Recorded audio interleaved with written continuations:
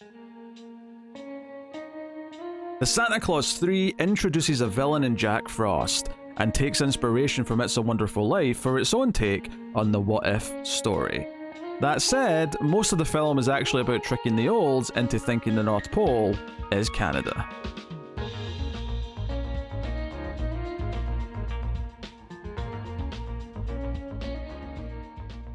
Welcome everyone to the Collector's Cut. I am Peter, and joining me as always is Ho Ho Ho David. Remember, kids, how much your parents love you depends on how much they spend on your gift. Absolutely. That, everyone knows that. Yeah. That's how this works.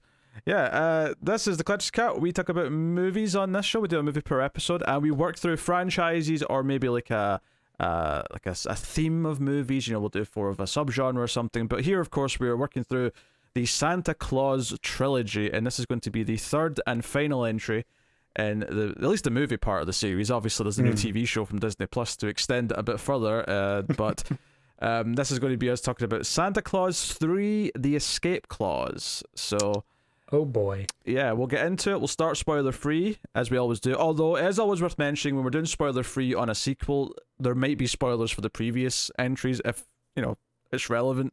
But we'll start spoiler-free. We'll give you a warning before we get to spoilers, but we'll get into it. So, yes, once again, Tim Allen is Santa Claus.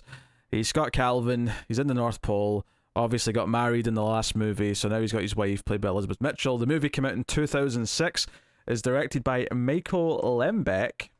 Can't say I've ever heard of this name before. Let's just have a quick check on who this douchebag is. Let's see. Oh, he did the Tooth Fairy with Vin Diesel a few years later. Yeah. Boy, that sure is a... Anyway. A lot of TV episodes. Oh, he did Santa Claus too. Oh, that's okay. He's a returning director. All right. That actually genuinely surprises me.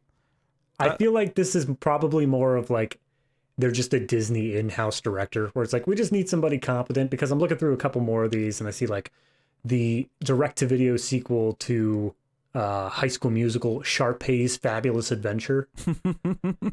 Just a couple of those strike me in that way. That's fair enough, yeah. Done a lot of TV sitcom episodes, like 20 plus episodes of Friends, 20 plus episodes of Two Guys, a Girl, and a Pizza Place. So yeah, that's who we've got here as a director. So no one particularly notable, which is not surprising because this obviously it's a kids movie, and more so the second one felt like a kids movie versus the first movie, which is obviously very kid friendly. But we noted how the second one was like, oh no, there's a lot of kid movie logic all of a sudden. It definitely earned that G rating. Yes, which is very different from earning the R rating. Oh yeah. Very different end of the spectrum, shall we say. So, yeah, this one is the entry that has 2 things. I'd never seen this before. I don't believe you had either. No, I had not. I remember seeing the trailers for it. I remember that being in front of a whole bunch of like Disney DVDs at the time. Oh, sure. And gotta say, I checked out some of those trailers again after watching this movie. Those trailers just lie. They just straight up, like, almost half the trailers are from shots that are not used in this movie. They just straight up lie.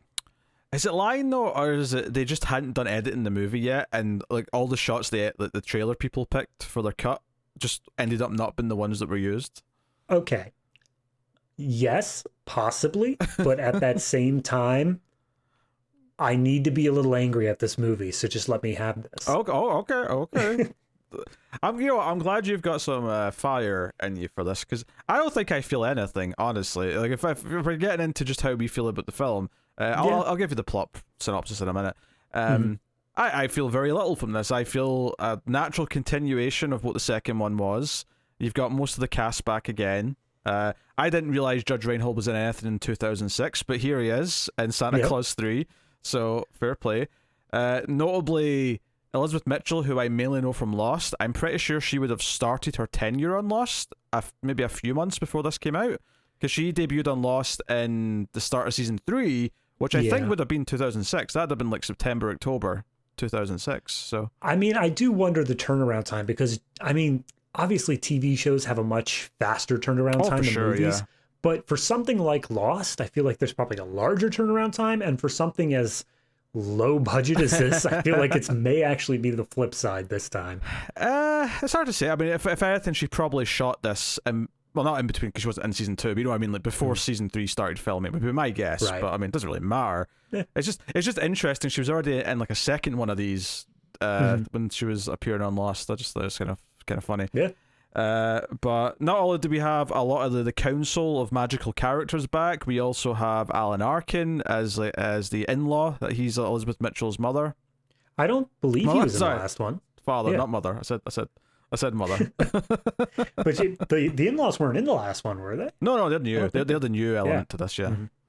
Well, that's what I was trying to say. Sorry, maybe I made that unclear, but I was trying to say they're the new characters. There's also a very young Abigail Breslin in a very small role that I recognized. Yeah, that surprised me until I realized that Abigail Breslin is the sister to Spencer Breslin, who is Curtis the Elf from this and the last movie. Yeah, I discovered that as well when I double checked to see if it was her. I noticed that his name, I was like, wait, are they related? And sure enough. And what's funny is that she's obviously the one that's went on to have a career that I recognize. Yeah. And he's been in things. If you look at his IMDb page, he is in things, but... Oh, yeah, absolutely. You know, I love looking at their, like, IMDb pages and his About Me sections, just your generic, like, born on this day, doing whatever. Yeah. Then you go to Abigail Breslin's, and it's like, the Academy Award nominated actress, sought after for all of her talents. It's like, okay, well, we know who the favorite child is. Yeah. At least after they started getting roles anyway, one became the favorite. Yeah.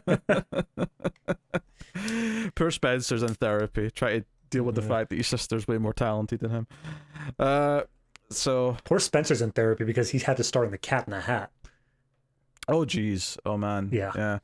The only thing of note, I guess, who's not back is Bernard's not back. I guess he just aged too much to even pretend. Apparently, according to trivia, he was on the TV show Numbers, and it was just a scheduling thing where he could not get out of it. Because Curtis is the head elf now. They mentioned that in passing in this. Yep. So yeah, fair enough. They bring Lucy back, the niece character. They bring Lucy back and essentially make her new Charlie. Honestly, in terms of central plot point. If I'm to give this movie a positive statement, I would say that recognizing that she was probably the best character in the second movie and elevating her status to more important was probably a smart choice. That's fair. I think that out of all of the ways that this plot could have gone, having Charlie once again be the like little boy sort of like believing in Christmas, it's like, no, he's like 17 now. We'll give it to the kid. And even then, she's even a little bit old in this movie. I think she's like 12 years old now. She will be, yeah. She'll be about that age. Yeah. But it works well enough in like... Yeah, she is definitely playing a bit younger than she's supposed to be because her whole plot point of like, or hugs warm people's hearts. I'm like, yeah, 12-year-olds are like, no, horrible. No one wants to be near a 12-year-old, okay? 12-year-olds are miserable. Absolutely. They're just hitting puberty in a big way. They're agitated all the time. So yeah, you don't want to be around a 12-year-old. But whatever. Like this is 4 years after the last movie. If anything, you said that Charlie's 17. Like, I think that's how they play him in the movie. But if you do the math, he should actually be like 20 probably.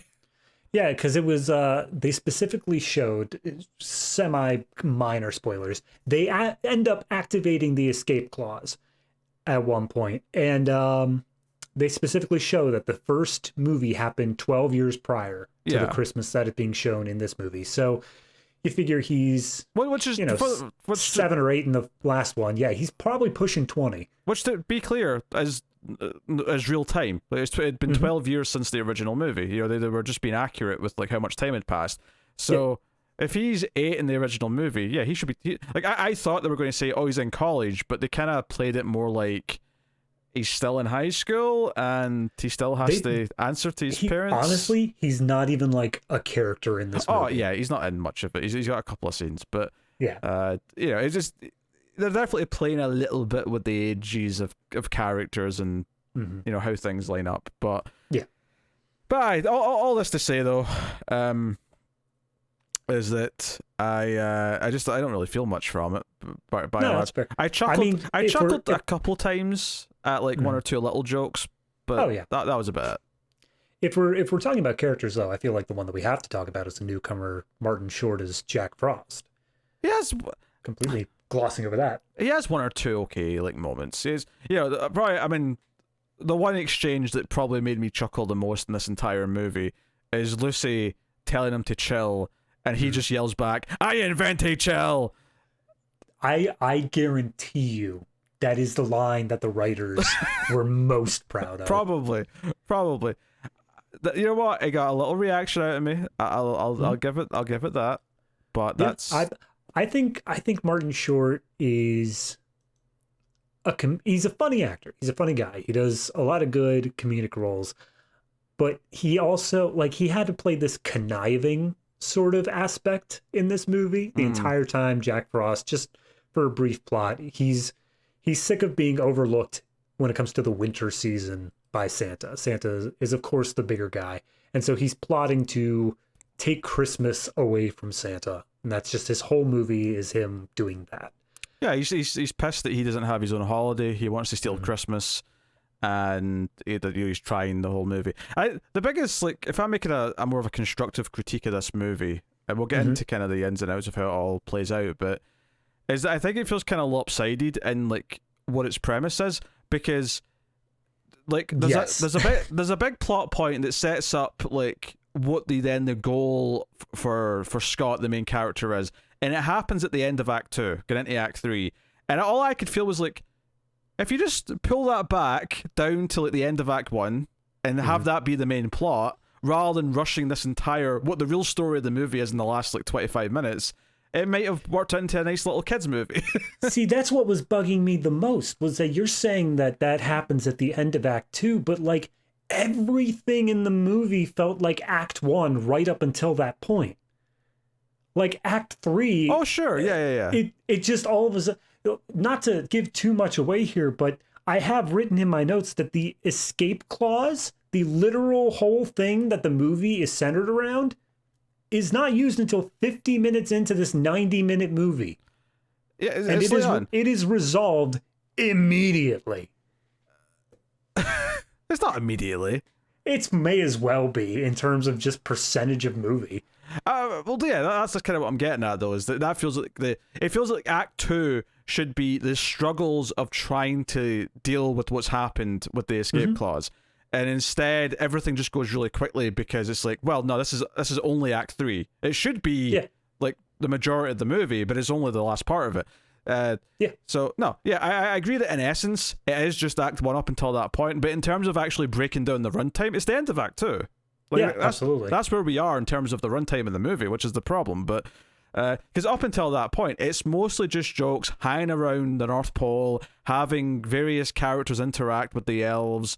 Because that's the big thing in this movie, really, is that not only do the in-laws come for Christmas, although they're not allowed to know it's the North Pole, so we'll get into spoilers what they're doing to disguise that. But save it. Okay. And then, right. But for the first time, and we actually get more of Judge Reinhold and the ex-wife in this one, because they come to the North Pole, so we get them having fun around the North Pole with Lucy. No one cares about Charlie; he's off snowboarding somewhere. Yeah, of course. So. That's the setup of the movie, and the council of mystical beings comes back. Also, just a shout out, I just noticed at the bottom of the IMDb page, I recognized a face, and I was like, wait a minute, what do I know her from? And so it's actually one of the main characters from Yellow Jackets, the TV show that was on just at the start of the year, almost a year ago now. She's actually listed here as elf number 1. I just recognized her photo because I saw it all the time when I was reviewing Yellow Jackets. Oh, okay. So just I mean, I literally could not point her out in this movie if you held a gun to my head. I absolutely have no idea who she was. Well, I've seen her in another show, and I don't think I could point her out either because she's she's probably 10 in this. But I just noticed that there. So there you go. So we have basically Scott trying to cheer up his wife because she's basically missing other adults to talk to, and she's pregnant. That's at the start of the movie. She's pregnant, And he says, what if we bring your in-laws here so you've got family around you for, Christmas and the build up to the birth? And she's like, yeah, that's a great idea. And the running joke with the in-laws is basically that they're very judgmental about everything that their daughter's marriage is, which is just because from their perspective, oh, like she got married to this guy and now she's just like hidden away from us all the time, and we know why, because she's in the North Pole and it's all secretive. But I mean, to be fair, if all that they knew is what we saw in the Santa Claus 2, she was a respected principal. The holidays hit over the course of like a month, where she maybe talked to them occasionally. And then on Christmas Eve, she disappeared. Her entire life absconded. And then just was like, hey, by the way, Mom and Dad, I'm married and we moved up to Canada. See you soon. I would be concerned as an in-law at that point. I mean, I'd be like, that's fair. But it sounds like she's at least calling them. I mean, yeah, at least. That said, though, there is a moment like in the middle of the movie where the father-in-law just like grabs her by the shoulder and says, if you're being held against your will, tell me. Yeah. So yeah,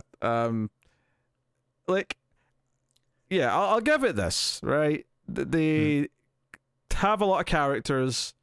They try and give them all something to do in the story, and the general idea of the escape clause, I actually think is a fine idea for a plot. It would be nice if they actually devoted the bulk of the movie to it, instead of, it's almost like it's an inconvenience to actually do the plot, so they just kind of, oh, we have to get to that, I guess, because we're almost an hour in, so let's get to it. Yeah, honestly, I think that is the biggest problem I have with the movie, is the fact that this is just two rival plots that don't play well together. You have the in-laws plot and you have the Jack Frost plot. And everything about the movie going into it screams that the Jack Frost plot's going to be the primary plot and that the in-laws is more of a B plot sort of thing. Where going by runtime, though, it's kind of the opposite. Where Jack Frost, like, he stokes the fires of the in-law plot so that it keeps on getting more and more screen time. And then his actual plot itself is, again, relegated to what can generously be called the third act. Yeah, it's kind of a weird thing, because it's like, I could see them playing better together in some ways, but because of the way the movie's structured and the way that Jack Frost interacts with the other plots going on, where he's kind of around the North Pole being mischievous for like a while, it all feels at that point like the in-law stuff is the main thing we're following, and that's the main thing going on. And then when it turns to Jack Frost's plot, it does turn completely to his plot. Like, when that moment hits, it does completely, because quite literally time is rewritten so that it is only ever his plot. But the thing with that, though, is that because of that, once that happens, the in-laws are basically, they can't be in the movie then until everything's resolved. So they're so separated because of that, that it makes it rough to deal with. The solution is probably just to make them a lesser part of the movie, but at the same time, I guess they get Alan Arkin. They thought, we need to have more Alan Arkin react to things. I mean, yeah, but is it worth sacrificing literally the entire structure of the movie? Well, obviously not, but yeah, that's clearly what they thought. See, that's why I'm passionate about this. That's why it's actually made me a little bit angry, because yes, I did go into this I knew what I remembered from the trailers, and that was literally just the Jack Frost plot. I swear to you, go find any promotional information on this movie, anything at all. The in-laws are not even mentioned. It is only the Jack Frost plot. So as soon as we get to minute number 45 of this movie, and we're still harping mostly on the in-laws, I'm like, just stop. I'm so bored of this. Because I know that we still have this entire part of the movie left.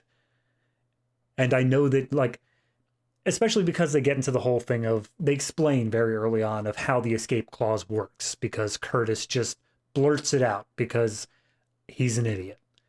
And he explicitly says that time is rewritten so that Scott would never be Santa Claus if he does this whole rigmarole of wishing that he wasn't Santa. And that's fine, but then as soon as that's explained, A, it's a Chekhov's gun in that you know he's going to do it. From that moment on, it's going to happen.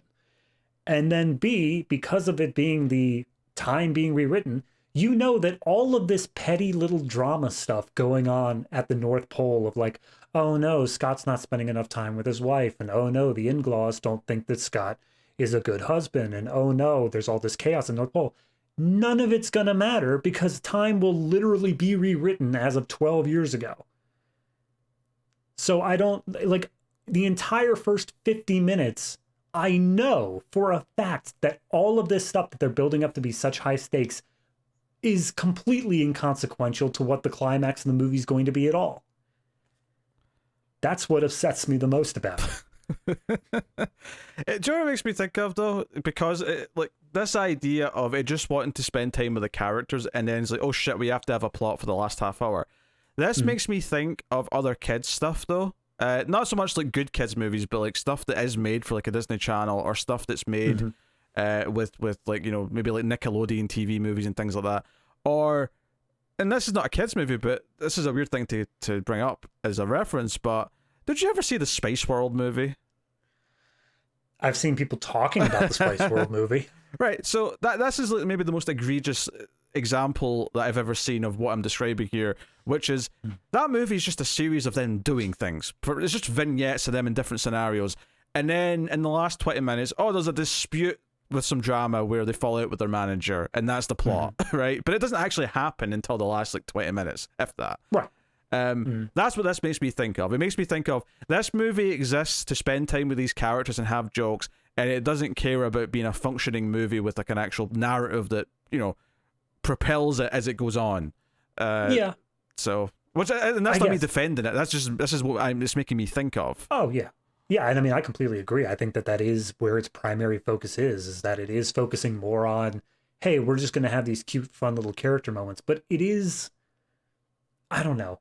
I think last movie we talked about how the marrying someone angle and the toy Santa taking over angle didn't really mesh that well, but it still managed to just kind of like pull it all together in the end. They at least felt like they were weighted properly, where the marriage thing felt like the primary A plot and the toy Santa thing felt like the B plot. Yeah. Yeah, exactly. Whereas this one, it felt like what they were trying to do was give Scott enough stress that it fed into the I don't want to be Santa Claus thing. And I think that the one small change that could really make it work is if he wasn't tricked into it. Like Jack Frost tricks him into, the whole rule is that you have to say a very specific phrase of, I don't want to be Santa Claus. I wish I wasn't Santa Claus at all, or something like that. I wish I was never Santa Claus, I think was I wish I was never Santa Claus at all. Yeah. And then you have to be holding what I guess is your specific snow globe that represents your time as Santa. MacGuffin. You're MacGuffin. You're MacGuffin, exactly. And he's tricked into it. He explicitly says, no, I wouldn't activate the escape clause. Like, things are like, I'll be able to get through this, but I wouldn't trade my time for anything. So he has to be tricked into doing this. So even though he had all of this stress beforehand, it wasn't him ever consciously making the choice and then realizing like, oh, like what a wonderful life wise of, oh, what have I done? Things were truly better. That's what you're getting at, is if he actually made that choice and kind of wished he wasn't Santa Claus because he was too stressed, then you'd basically be doing this franchise's version of It's a Wonderful Life. It's be like, okay, he's going to get to see what his life would be like if he never became Santa Claus and how shitty it is, and therefore he's going to appreciate everything by the end. But that's not what happens in the movie. See, you say that's not what happens, but I feel like as soon as he goes back and he ends up living this completely other life, it does just do that. It literally does the whole, he goes around and sees how bad everything is. He sees that his... No, it functionally does it, but I'm saying it doesn't actually do it. Like, it doesn't, like, because he doesn't actually feel that and then sees, like, no, I'm actually thankful for all the things I do have, and I'm thankful to, like, he never actually felt like that. He never felt like he didn't want his life. He was just stressed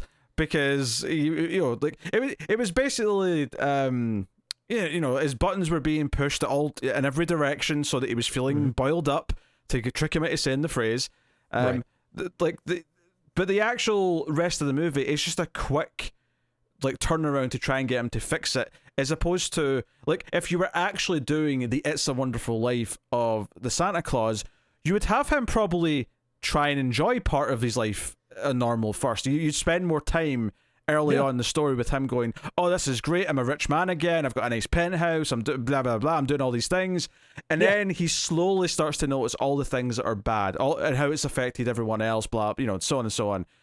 Right. And instead, it's a quick thing of, like, it's just trying to give him stakes. It's like, okay, this is why I have to fix it, because it's like, what it's trying to do is like, he's not just fixing it because his life is worse. He's trying to fix it because everyone else's around him life is also worse because he never became Santa Claus. Yeah. All right. Well, I don't think there's really much else we're going to talk about in terms of just, unless we want to talk about effects and, like, technical qualities before we get into spoilers. I mean, I think it's a step up from previous movies, but only just barely. There wasn't much that I really noted with the effects. I mean, the set at the North Pole does feel very, like, TV set-esque. Like, it feels like a soundstage with a lot of fake snow and shit.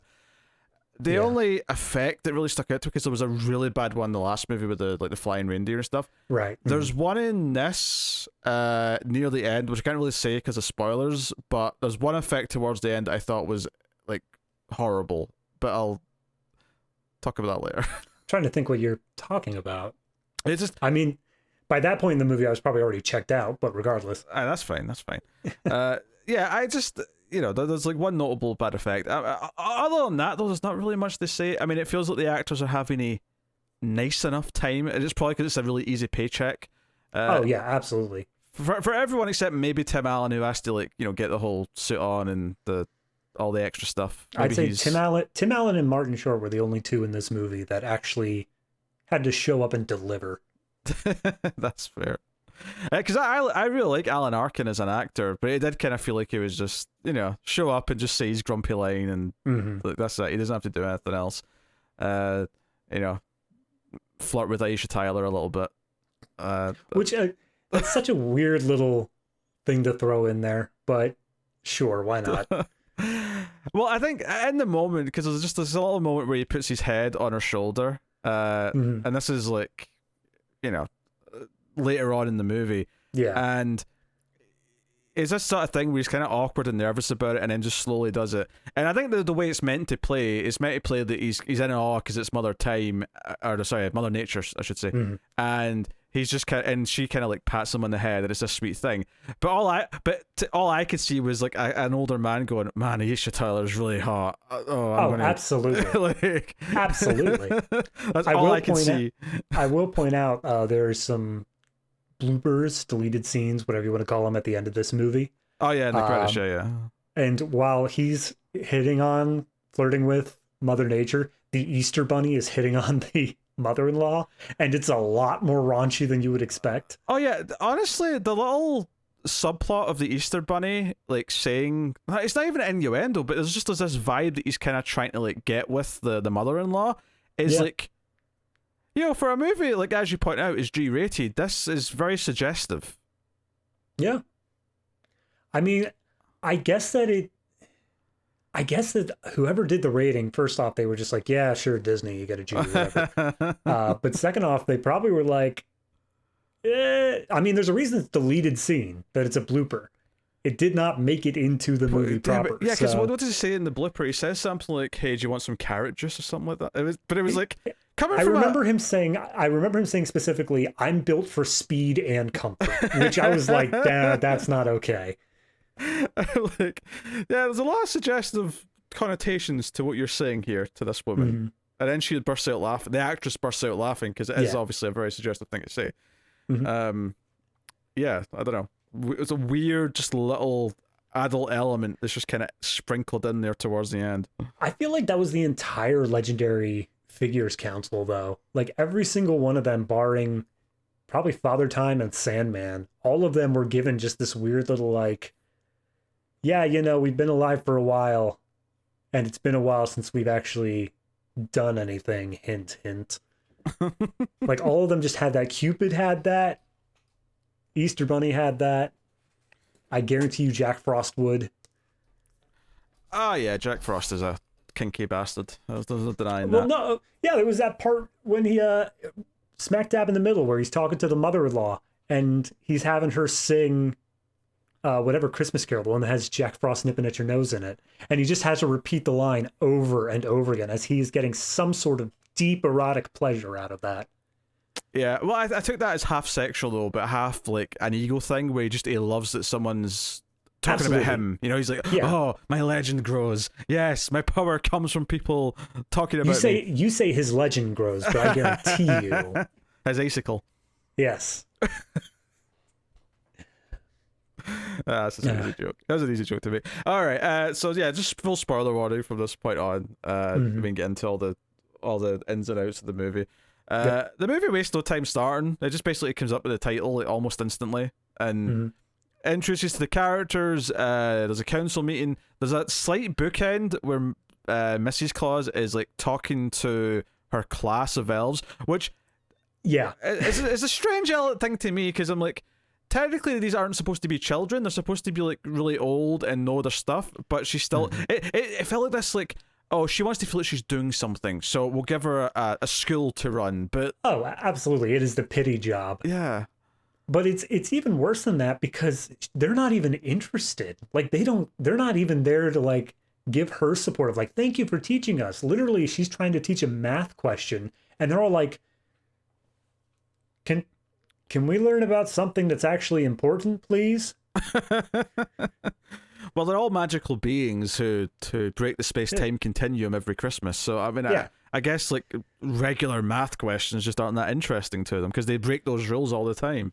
You say that, but I feel like it's more of, like, being in a trade where it's like, the elves are like, I literally do not need to know anything about what you're talking about. I only need to know if my hammer can build this little toy train set.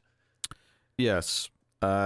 So, you know, you can't have jokes because in the last movie, like 2 of the elves, like they had a joke about how I don't even think we brought this up in the review, but I think it was Curtis and like one of the other elves were in a relationship, and the only time it came up is it's at one point he said like honey to like an elf. It says, Curtis, at home I'm honey, at here I'm, you know, whatever her name was. That was a joke in the last movie. I don't remember that at all. Yeah. So. And then, of course, in the first movie, you had that thing with, was it Judy? Seeing someone in rapping, yeah. Yeah, I'm seeing someone in rapping. So you can't have it both ways. Either the joke is they're all actually adults and having adult lives where they have relationships and they've got houses together in the North Pole, or whatever. Which, by the way, where is the residential area in the North Pole for all the elves? Because it doesn't feel like... It feels like there's a lot of elves, but not a lot of places for them to live, but whatever. They just have slave quarters down in the basement. But yeah, so you can't have it both ways. You gotta have either the joke is that they're all actual adults, but they look like kids, and we can have some comedy from that. And there's like, they're saying things that only grown-ups usually say, lol, or they're actually kids. You don't really get it both ways. But this scene with them all being taught in class, it felt like no, they're acting like children. Yeah, honestly, I don't think they want us to think about that. It's not something that is supposed to be able to be squared. The only way that you could really get it is if you say that they are all just some level of, like, they're basically elementary school dropout level of adults, where it's like, yeah, no, you are technically old enough to know how to do these adult things, but you also don't know how to add fractions together. So that's the only way I could think to make sense of that. Okay. To be honest, I forgot this was a bookend at the start, because when it went back to it at the end, I was like, wait, oh yeah, classroom, I remember that. This is literally the most useless bookend that I think I've ever seen in a movie at all. Yeah, I don't understand why it was a bookend though, because like the way it presents it, it's like the one of the elves says, you know, do you regret coming up to the North Pole and leaving your life behind? You know, was that a big decision? One of the elves? I think that was Abigail Breslin. Yeah, I think it was. That's the scene she's in. And that's kind of the lead in of saying, well, yes, but you know, I became Mrs. Claus, and then something magical happened, and it sort of like goes back to her being pregnant, and you know, then at the very end we come back to this, and then you know, Santa comes in with the baby like in his little like, you know, pouch thing that he's wearing, and it's like, okay, so it's not like I guess the intent here was that thing where, okay, they asked the question, do you regret like sort of giving up a normal life and being Mrs. Claus in the North Pole? And then the story is like when that was put to the test and like Santa tried to help with it.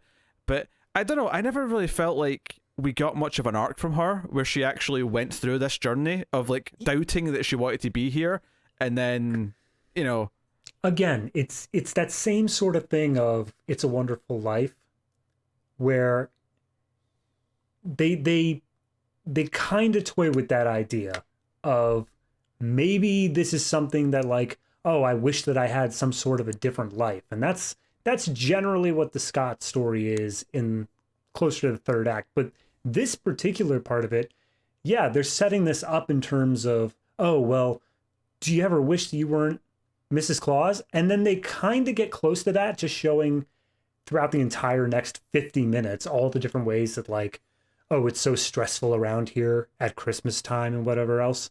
But then when Jack Frost literally comes up to her and says like, oh, hey, do you ever regret doing it or whatever like that? She's like, no, not at all.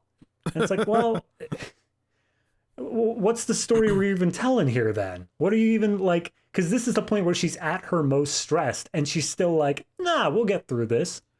Which would be completely fine if it felt like a lie, because then that'd be like subtext. But yeah, it didn't feel like a lie. It felt like a genuine response. Also, just on the topic of this being the bookends, why is it that the story that she is supposedly telling includes this entire other timeline that her husband experienced? He must have mentioned it to her. Yeah, why not? Sure. He was like, yeah, no, honey, I definitely asked about you, but you weren't in that story, so I'm just going to keep telling you what happened. That would be the thing. If it actually happened at the end of the first act, like it feels like it should have done, and dare I say, the movie was a bit longer, because it's only 90 minutes, and I feel like to do this story, if you're going to do it justice properly, you probably need a little bit more time, because I think one of the things that he would do once he's in this alternate timeline where he's not with her, and it's this alternate present day, it would be like hunting her down and like seeing where she is and seeing, you know, he does ask about her, sure, but instead of like going to see her or figuring out where she is, he just, you know, like tries to, he goes straight to, this is how I fix this, which is obviously what it has to do, because we're already like near the end of the movie at that point, so he has to get going with it. But and I know that it's an unfair comparison against this movie to say Back to the Future 2, because this is never going to be Back to the Future 2, but that movie I just looked up is an hour and 48 minutes long, which means that it only had about like 15 extra minutes to play with.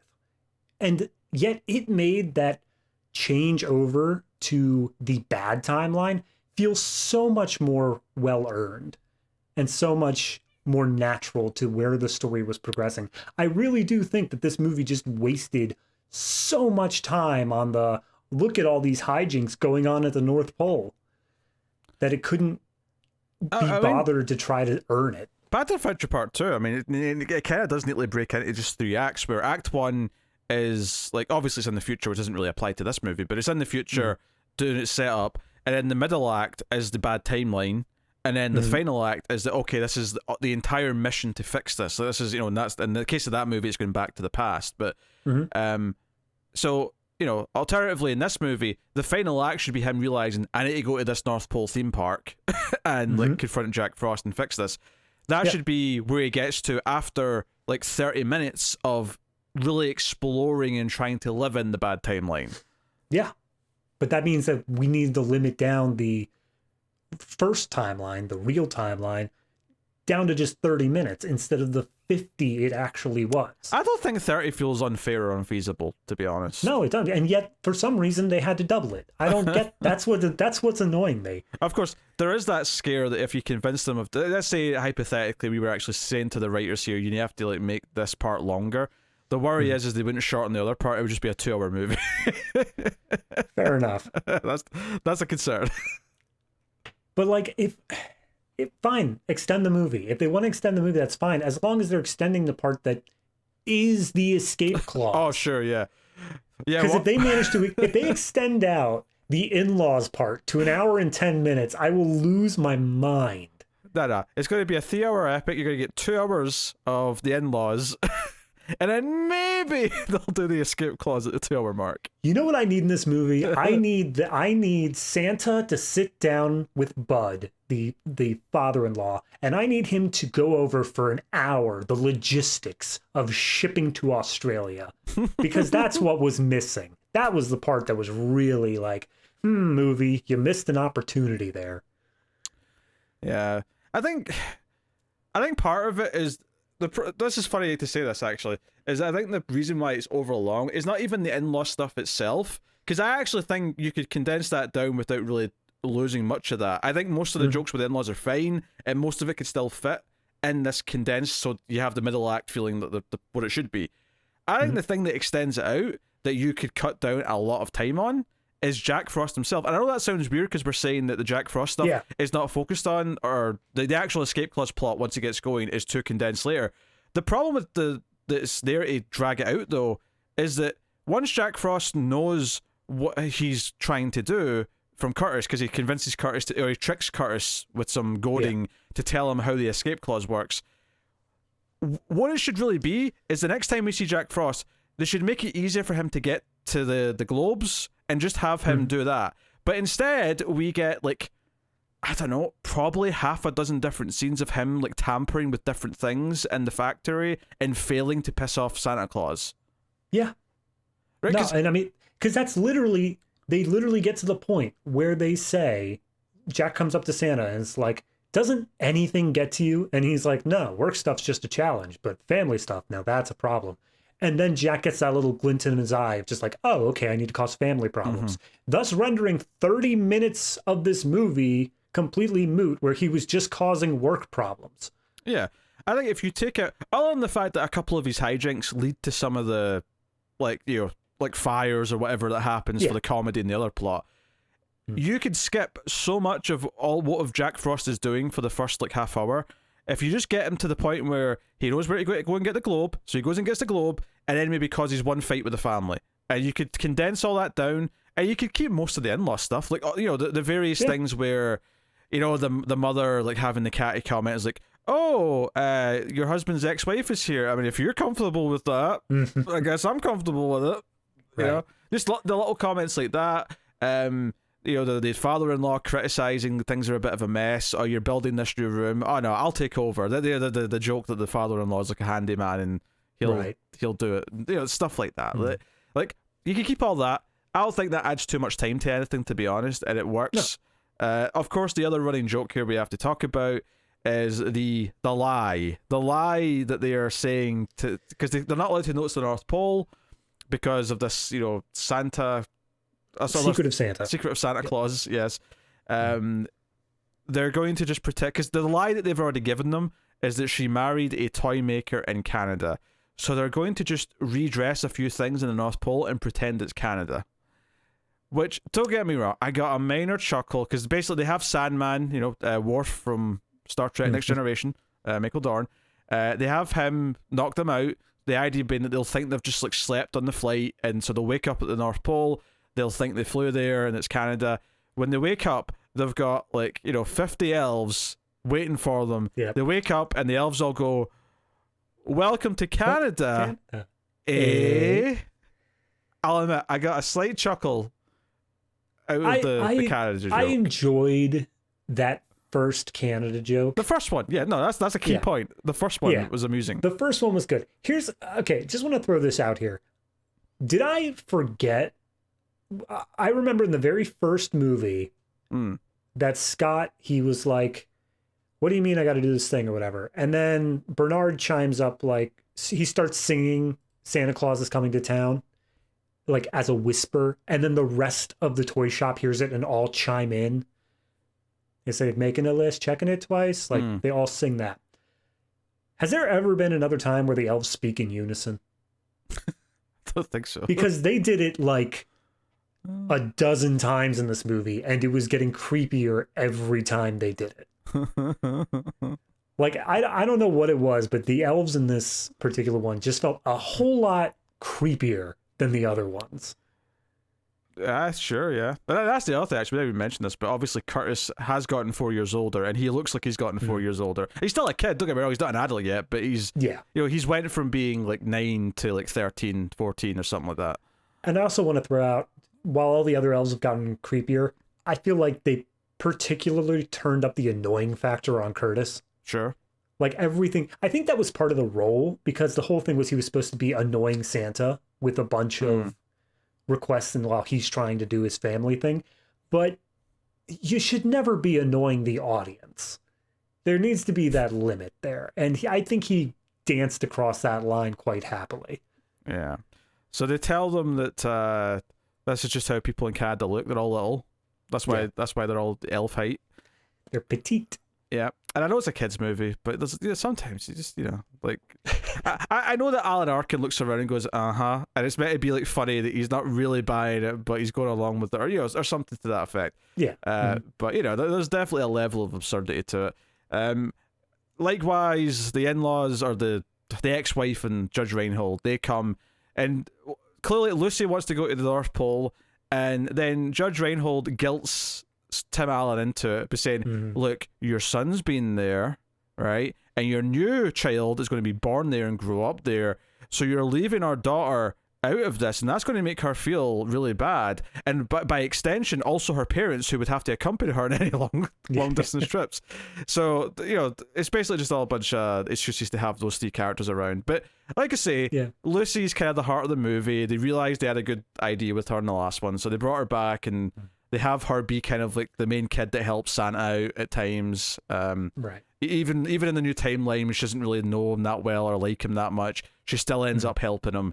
And, we'll get to that later. We'll talk about the ending. Can I just... last movie, we talked about how Judge Reinhold's character of Neil pretty much got Flanderized. Yeah. Where he was kind of just a caricature for himself. I'd like to apologize for my comments in that last review, because this is peak Flanderization. Did you not enjoy at the start of the movie when he said, let's take an itinerary of our feelings? Between that, the yoga session for the elves, and the part where the first thing he says to Scott upon his arrival is to lift up his sweater and show that it is a reversible sweater. Loved it all. Couldn't find a flaw in any of it. No, that's a really good point. We're talking about Flanderization. I think that sweater moment's a really key. Like, obviously, the main thing in the first movie, other than he's the new husband and all the natural, like antagonist role that he kind of offered because of that.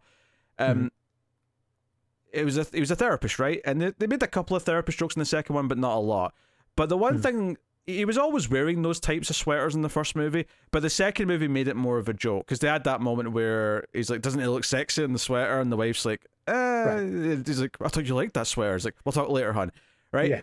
Yeah. This really stuck out to me in this one, because they really did turn it into, it's a signpost. As soon as you see him, there's a reference to the sweaters, because that's now his other thing. He's the therapist, and he has the old man, sweaters. What used to be called Cosby sweaters, but I don't know what they're called anymore. Well, now they're the Judge Reinhold and Santa Claus sweaters, because the Cosby, Neil Miller sweaters. Yeah, Cosby's not allowed anymore. Yeah. So, it's a very good point. Yeah. I mean, and that's the other thing, is I don't think any other character was really that Flanderized. Obviously, you have, Lucy was a cute little girl beforehand, but now her hugs are literally magic. And I honestly don't think Elizabeth Mitchell had any sort of Flanderization, mainly because her character throughout the entire second movie is such a hard ass that the fact that we just this is a new character. This isn't the same one that we met before. This is a woman who, in the middle of a pregnancy, had to deal with her whole life being uprooted and whatnot. Emotionally, she's just in a completely different headspace than she was in the last movie. So it's unfair to really even compare the two. Santa's still Santa. The ex-wife doesn't do anything particularly out there. She has. She's there for quite a number of scenes, but she's not really got like a character or much to do in the movie. Judge Reinhold being slightly a bigger star and more of a comical character, and just inherently because of who he is, means he gets the lion's share of the funny moments when those two are there. Oh, absolutely. Yeah. So you've got that set up. This is why all the characters are there, and you've got Jack Frost going around and sabotaging things by making the elves go for a cocoa break by describing the cocoa in painstaking detail at them. Which he uses his frost powers and such to disable machines. Yeah, and he's there, of course, because he was caught advertising for Merry Frostmas, yes, Merry Frostmas. And he comes into this meeting at the start with the council, and he's like, hey, it's really time to give me a holiday. And I'm not married to Frostmas. It could be anything, Frost of July or, Frostgiving, whatever you want to give me. And they're like, look, we don't all have holidays. You're there to signify a season. You're not a holiday. Get over it. But he pleads for community service. Let me help Santa. Let me be in his workshop making toys. Which, blah, blah, blah. Can I just... Quite literally, the charge that is brought against him, quote, upstaging Santa. That is the crime. You are not allowed to be bigger than Santa. This sounds like a really dystopian sort of world going on behind the scenes, where it's like, oh, what's that? You want to get ahead in the world? You want to try to put some effort in? Stop it. Santa's here. I think the problem with that analysis is that this is not like industrial sabotage or like competition. These magical characters have got defined roles that are not allowed to, because keep in mind, because Santa's not a person. Santa's a role that Scott is fulfilling. He's gotten that job and he's fulfilling that job. Okay. To double back on that, though, that seems to be the only role that is not an immortal. Santa is the only one that can be replaced. We have seen no evidence that anyone else is not just some immortal being who is timeless. Adding on top of that, if they were to be replaced, what happens when Jack Frost becomes Santa? Is there a new Jack Frost? Well, that's a good question. I would just also to play devil's advocate, there's also no evidence to suggest that a lot of them don't get replaced like Santa does. Like, I don't see why the Tooth Fairy or the Easter Bunny couldn't be swapped out with a new person, or Sandman. I mean, as soon as Easter Bunny is replaced by just a normal human guy, that is straight up Cronenberg level of horror. Well, of that first year transformation. Yeah, Scott's body morphed into Santa, so why wouldn't Yeah, no, he gets fat. He gets rosy. That's something. As soon as you start, your feet start extending, your ears migrate up your head, and you start growing fur all over your body, that's a horror show. That's what they should do. They should do, if they want to do a new sequel, they do the new Easter Bunny, like his transformation. I'd be down. Yeah. And what's the Sandman? It's just like someone gets tired all the time. It just starts falling asleep. I mean, the Sandman, literally, you just take Neil Gaiman's DC comic of the Sandman. There you go. That's the way it works. That's a problem. You couldn't call it the Sandman, could you? Well, you'd have to like turn them all into like how Santa Claus is the pun because it's like a legal term. You'd have to like find a way to turn Sandman or Jack Frost or Easter Bunny into a legal term. So like I don't know. I don't know enough legal to follow on this joke. The Easter litigation, the Sandman subpoena. There you go. There you go. Perfect. All of a sudden, some guy walks out to his mailbox, sees he's got a letter from Sleep Court, and he has to show up and give testimony. Yeah. So yeah, Santa shows Lucy his snow globe collection, and it's like this a hall of fame for all the Santas, where each snow globe represents a past Santa, and which again, there's at least like 36 floating around. Mm-hmm. So that gives an idea as to how long a person A can hold this role, and B, how long it's been going on at all. Yeah, and like the current Santa's got his in they're all kind of floating, but the current Santa's on like a podium in the middle, right? That's like the current one. But of course, Jack Frost has snuck in after them. He gets it. At this point, he's railed up everything, caused a fight with the family by making the tree fall over, and everyone, freaks out about it. The tree topper fell over and broke. Oh, it's not like we've seen Santa repairing literally anything with magic powers. Well, the in-laws don't know that, I suppose.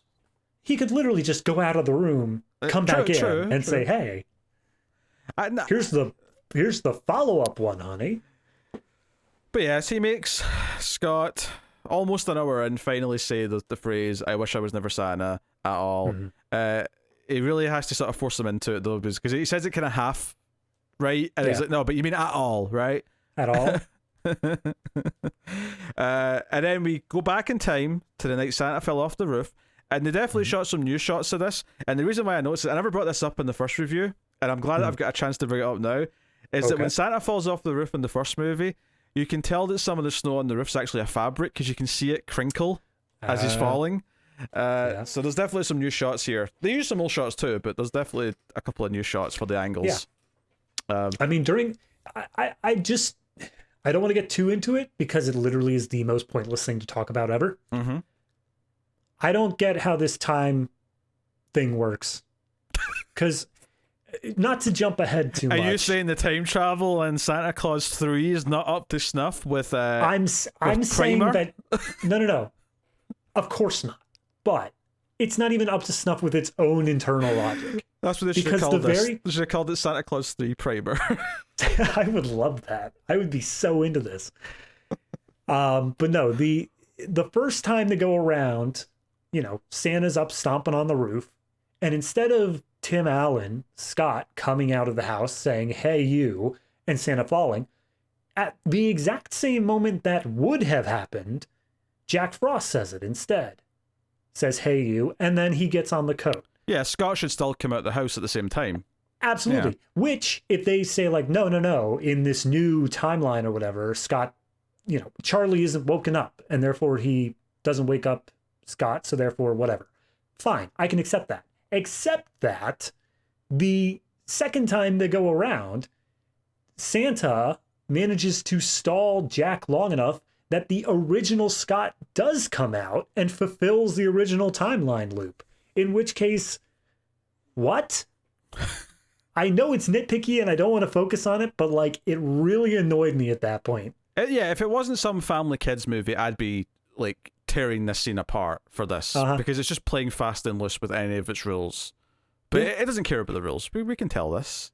I mean, if I really wanted to get nitpicky, this escape clause has always existed. Why didn't Bernard tell him about it in the first movie? Yeah, because he didn't want to be Santa that first year. Yeah. Why not just say He's like, "Oh, okay, here's your snow globe. We literally have already handed this to you. Just hold it and say, I wish I wasn't Santa Claus at all." And the last, at that point, 12 hours would be undone. Yeah, imagine it was in 12 hours ago. Oh, jeez. Yeah, so obviously Jack Frost puts on the coat, which makes him Santa, and then time just like goes whoosh, and Scott is once again, and this is kind of funny because like the last movie had him like turn into like regular Tim Allen again as part of the plot because his power was going away. And I think it's funny that all three movies in some capacity have found a way to make him regular Tim Allen again for at least a part of the movie. Absolutely. So he's in a business suit again. He's working Christmas Eve, and immediately he's like, "Wait, why are we working Christmas Eve? Like, this is like a Scrooge thing. I'm monstrous. No. Go home, be with your family, my employee. Go. I'm going to go and find my family." Okay. And it turns out that like the marriage between Judge Reinhold and his ex-wife fell apart because he wasn't Santa Claus. I feel so bad. Her name is Laura. Yes. Laura Miller in movie, but I don't think we've actually said her name once across these 3 videos. She's always just been Judge Reinhold's wife. Or the ex-wife, yeah. Yeah. Honestly, like Laura doesn't even sound familiar. I don't even remember them saying it. That's fair. Yeah. Because I feel like it's because Charlie always says mum, and I think Tim Allen in the first movie always says your mum. Like he always sort of says that because he's talking to his son. So, talking to her. He never talks to her in the third person. Yeah, so she's working at a diner. She's a single mum now. Life's kind of miserable. Charlie's a kid, like, I don't know if he's necessarily a delinquent, but he doesn't care about Christmas. He's going out with his friends on Christmas Eve and just doesn't give a crap. So it sets up that stuff. I was actually thinking Lucy wouldn't exist at first because like maybe the marriage didn't last long enough for that to happen, but clearly she does. And this is where he finds out that Jack Frost has really commercialized Christmas. He's turned the North Pole into an amusement park, and people can visit there probably all year, but certainly at Christmas, and they can pay to be on the nice list, and a number of other things. So, just a really quick, when Scott arrives at the North Pole, they just have a moment, which I can only describe as the moment in this movie where somebody just finished watching Saving Private Ryan, and he just looks around the North Pole, and everything is like kind of slow-mo, kind of like choppy frame-wise, and this sad music's playing, and we see like there's like a Shave a Reindeer station, something like that. One of the reindeers is like crying out in pain as everything's in slow motion. I'm like, why is this a war scene? Why did you just introduce a war scene into this children's movie? It also focuses on all the money changing hands, like a lot. Yeah. It's all about cash. It's all about money and making money. Honestly, before you even get to that, I want to talk about the Santa Claus airline that he's flying on to get to the North Pole with the big Santa. I forget what it was on the called. plane. Yeah, what was it? It was it was just something like Santa Planes or something like that. Or was it? Okay. Maybe it was North Pole airline. I can't remember, but. There was a big Santa painted on it, and the arms were going out in the wings as if Santa was flying. I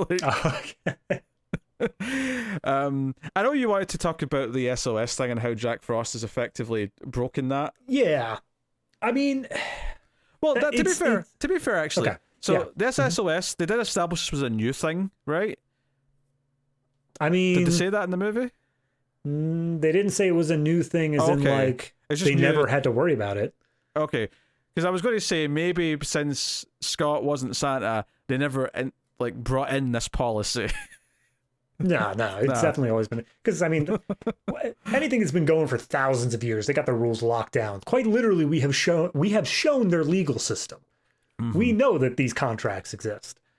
But no, with the Secret of Santa thing, basically, it's just this secondary point where the two plots overlap in the most meaningless of ways, because you have the entire reason that they don't have the in-laws just be told that it's Santa Claus, as Curtis puts it, is because if the Secret of Santa gets out, then I guess the faith of the children will be lost, and therefore the world will be significantly worse, or something like that.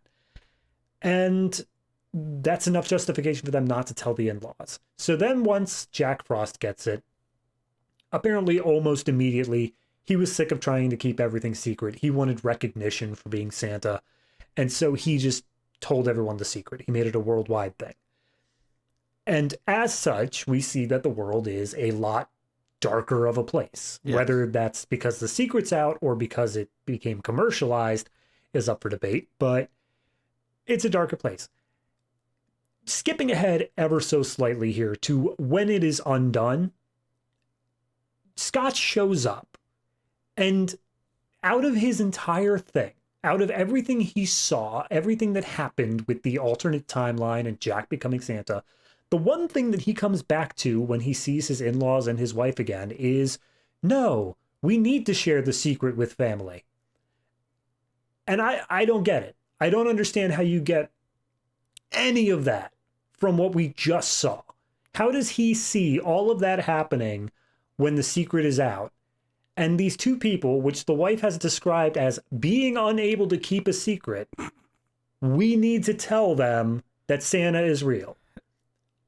I think, there's a problem if you track it that way. I think the two things independently, I think, are fine. The idea that by the end he's like, no, what, they're family, we should trust them.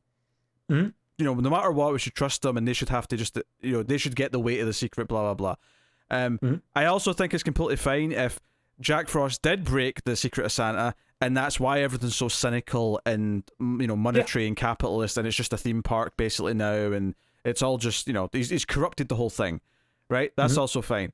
But yeah, there's nothing in the story or in the alternate timeline that Scott sees that you would think, that would convince him or motivate this choice that he makes when he comes back to the regular timeline, right? To just tell them. And also, I mean, if you really want to get nitpicky about it, this is just the Lucy plot from the last movie. They don't tell Lucy. She keeps on asking about it until finally they're like, nah, you can find out. Well, yeah, but she's like, that was sweeter okay, though, because she's a kid.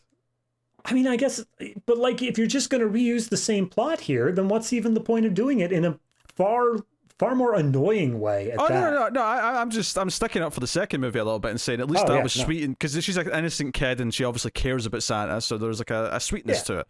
Here, this is more just it's I don't even know what the equivalent would be, like your spouse is like in the CIA and like everything they do is top secret and they're not allowed to talk about it. Yeah. So like, honestly, I feel like it was just they got to the end of the movie and they're like, so what's the moral here? And then the writer's room just had a long silence when they realized, oh, wait, we didn't have a moral. Quite literally, we squandered the It's a Wonderful Life possibility because he didn't willingly go into that escape clause. We had literally every character who should be stressed out saying, nah, it's fine. We'll get past it. There is nothing at the end here to be the moral. Yeah, actually, one of the things that bugged me, again, when he comes back to the regular timeline, is he sees his in-laws and he sees his wife, and he goes up and says, oh, I missed you, and she's like, it's been like 10 minutes, what are you talking about? Yeah. Her attitude, and that 10 minutes line is fine, because that on her perspective, that's true. The problem I have with this is her attitude towards him when he comes up is like she was mad at him and actually said the line, when they had the fight at the Christmas tree and Tim Allen says, oh, maybe I shouldn't have brought the in-laws here. She then said, she interjected and said, oh, maybe you shouldn't have brought me here either. And it's kind of like, oh, that's a big thing to say. That's like, oh, maybe we shouldn't have got married kind of thing. And then this line here, she's, when he returns here, she just instantly is like, wait, it's okay. And she smiles at him. She's happy to see him. Like they never had a fight. And I guess that's meant to spin into what Tim Allen says next about how, we're families, we fight at Christmas and holidays, that's normal. Which is true, that's fine. But that was like a nuclear thing to say, is maybe I shouldn't have came here either. She's pregnant, emotional. But she's just over it like instantly. Like that's like, because nothing's changed for her. She didn't go through this alternate timeline. No, absolutely. So I mean, the only thing that we can assume here is that, much like Back to the Future 2, there are some small changes that we don't even know. Maybe. Maybe by them rolling around in the snow as he was holding Jack Frost down, that some particles were in different places, and there was a butterfly effect that led to her being slightly less annoyed. And all of a sudden, that tree falling over didn't end up actually happening. Yep. But all the stuff in the North Pole and it's like, even he sees Jack Frost. Curtis tries to sell him a souvenir. It's a pen that can record audio, which is important for the plot. As soon as they show that pen, I think, okay, this is a little trinket. But then as soon as they show Scott like holding the pen, I'm like, all right, that's the MacGuffin. Yeah. Because he basically talks to Jack Frost, and Jack Frost like gloats. He's like, oh, has it been 12? Because obviously for Jack Frost, he also either he's teleported to the present day into this new timeline, or maybe he lived the 12 years. It doesn't really matter. But regardless, it's like, oh, it's been 12 years already. Oh, you're finally showing up with these memories. Oh, I was waiting for this. But he recounts the story. So he says the sentence, I made you say, and then he says the exact phrase. And it's like, oh, I wonder if Tim Allen recorded him saying that, and like all he has to do now is have him holding the thing. You say, I wonder if he did that? Like, I was keeping an eye out for it. He literally was like, he moved the pen forward as he was saying it on screen. It wasn't even like an off-screen thing. It was like, no, it's right there, see? Yeah, but Jack Frost has like elf security, like keep an eye on him. So he convinces Lucy, even though Lucy, like he's run into her and Judge Reinhold, and Judge doesn't really like him, blames him for his divorce. Lucy like doesn't hate him, but doesn't really know him. Just kind of like, oh, you're just like just a dude. I want to really, because of how flanderized Neil got, Judge Reinhold's character got, it was so strange to see him completely walk all of that back. And he's like, no, actually, it turns out that your son just wanted a father, and because you weren't willing to step up, he didn't want me either. And I was like, wow, all right. pull out the Oscar on that one, Neil. Oh, there's the same thing with the ex-wife scene, is that, see when she like basically says, go away, to Tim Allen, shuts the door.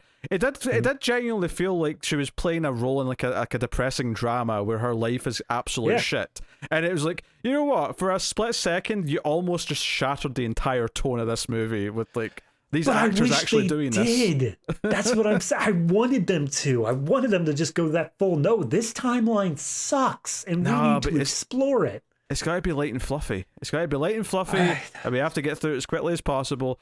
So he convinces Lucy to go and steal the snow globe. She does. He convinces Jack Frost to catch it. He says, "Hey, Lucy, throw it over here," or whatever. And Jack Frost catches it. He plays the recording. And he's like, wait, no. And then they fade away. They go back to the night he became Santa Claus again. And he holds him down so that younger Tim Allen can become Santa Claus. So I get that somehow this entire concept of Santa Claus relies on legal jargon in this universe. I get it. That's fine.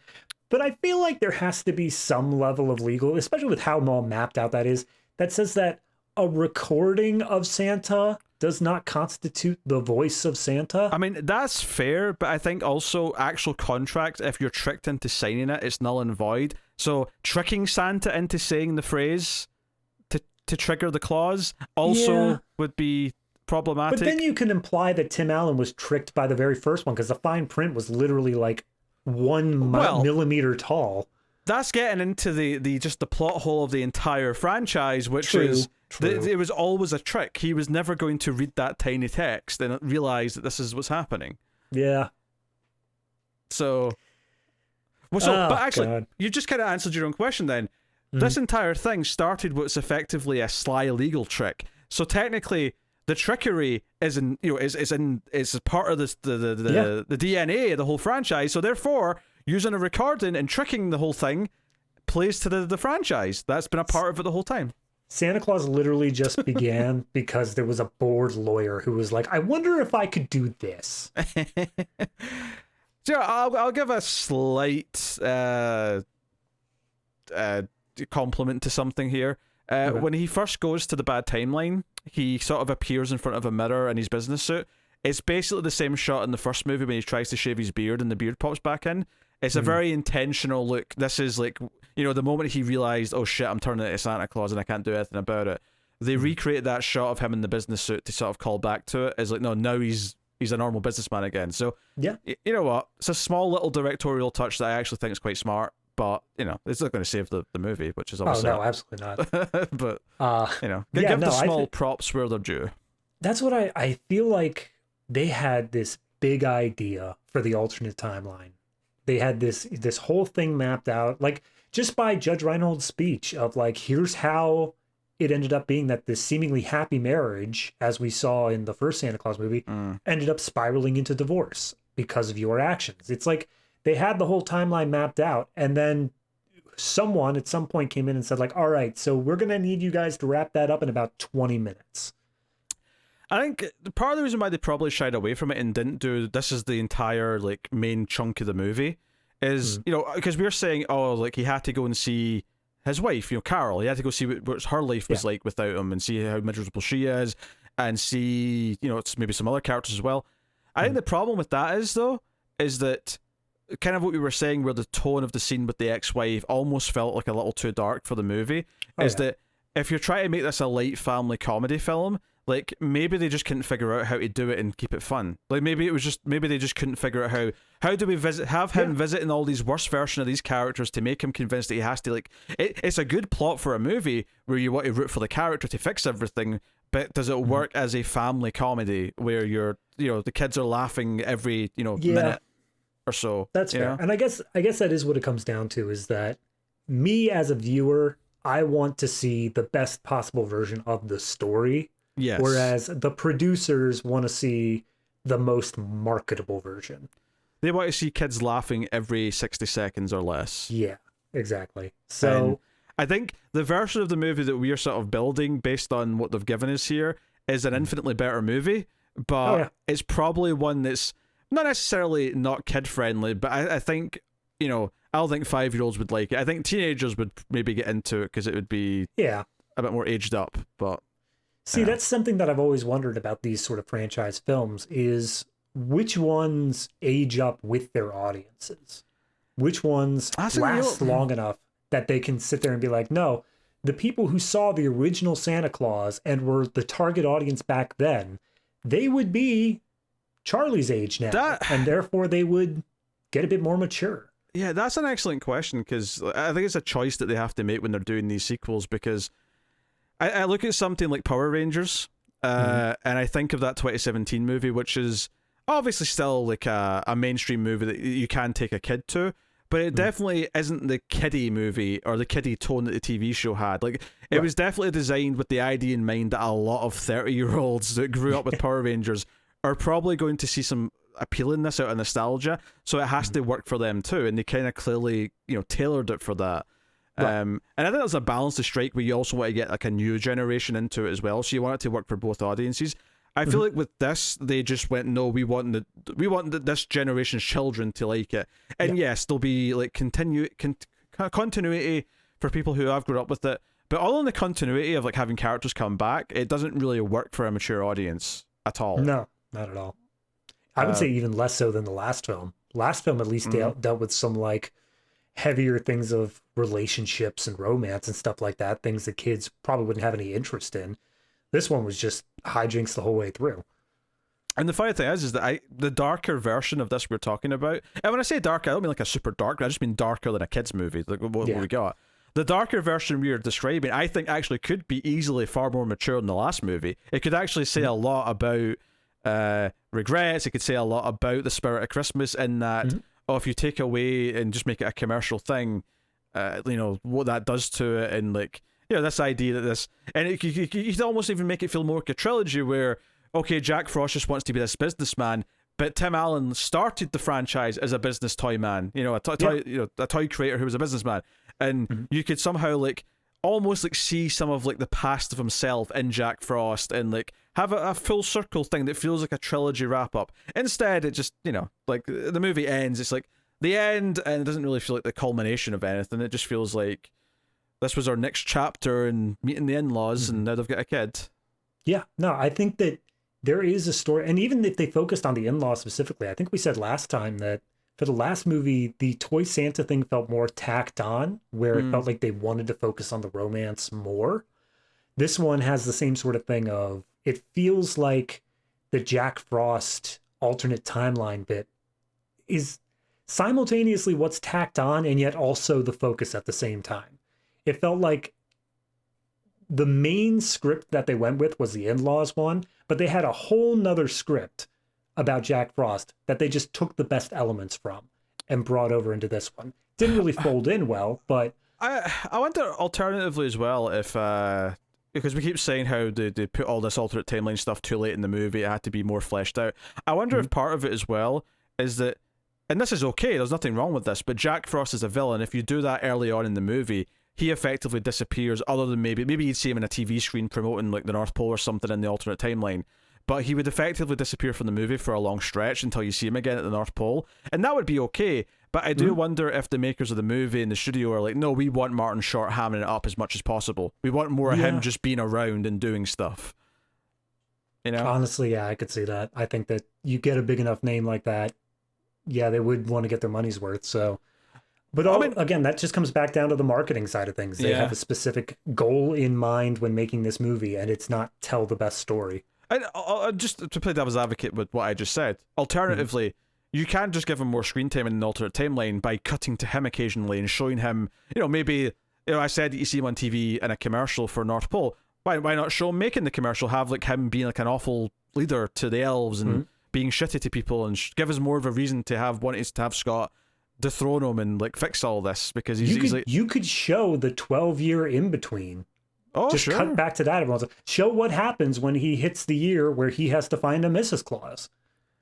Show how he handles that. Yeah, where's Mrs. Jack Frost? And if there isn't one, how did he get around it?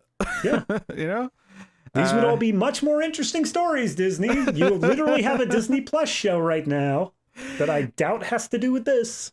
The one thing I mentioned early on I want to bring back up is just the bad visual effect of it, because the visual effects aren't great. Whenever Jack like blows his like frost cloud or whatever, it just looks whatever. Yeah. But it's fine in like a sense. The one that really bugged me is that when Lucy catches Jack Frost up to no good, he ends up freezing her parents. And, oh yeah, and that's fine. Like, you know what? That's whatever. It's not good, but it's like comically and fine. The fact that I hated was when they thaw out. When they thaw out at the end of the movie, like the way it shows kind of their face moving underneath this like prosthetic that they've got, and then this it just all of it looked really clunky and weird and just didn't mesh together very well. It just looked really cheap. Which actually we should talk about how that happens. So sure. Yeah, so after everything's fixed, oh shit, those two are still frozen, and Lucy's like, hey, he froze my parents.